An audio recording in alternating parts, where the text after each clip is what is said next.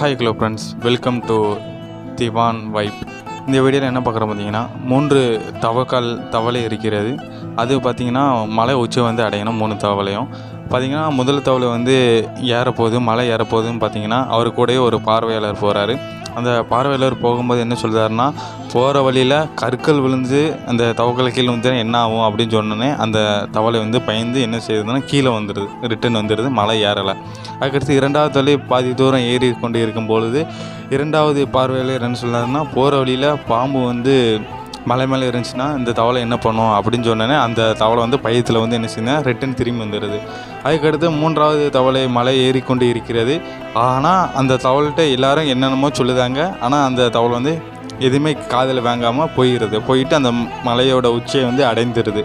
அடைந்தோடனே பார்த்திங்கன்னா அங்கே இருக்க ஒரு பார்வையாளர் வந்து போய் கேட்காரு, நீங்கள் மட்டும் எப்படி வந்து இந்த மலையோட உச்சியை வந்து அடைஞ்சிங்க அப்படின்னு கேட்கும்போது அந்த தவளை சொல்லுது, எனக்கு வந்து காது கேட்காது அப்படின்னு சொல்லுது. நல்லா புரிஞ்சுக்கோங்க, எனக்கு வந்து என்ன செய்யுது, காது கேட்காது அப்படின்னு சொன்னோன்னே தான் அந்த தவளை வந்து இந்த மாதிரி தான் நம்மளோட வாழ்க்கையிலையும் நம்மளும் இப்படி தான் இருக்கணும்னு நான் சொல்ல வரேன். ஏன்னா 4 பேர் 4 விதமாக பேசுவாங்க. ஆனால் அவங்க வந்து நம்மளோட லைஃப்பை வந்து வாழ போகிறது கிடையாது. நம்ம தான் நம்மளோட லைஃப்பை வந்து வாழ போகிறோம். அதனால் 4 பேர் 4 விதமாக சொல்லத்தான் செய்வாங்க. யாரும் என்ன சொன்னாலும் கேட்காதீங்க. உங்கள் மனசுக்கு என்ன பிடிச்சிருக்கோ அதை நீங்கள் பண்ணுங்கள். அப்போ தான் நீங்கள் வந்து வாழ்க்கையில் வந்து முன்னேறலாம்.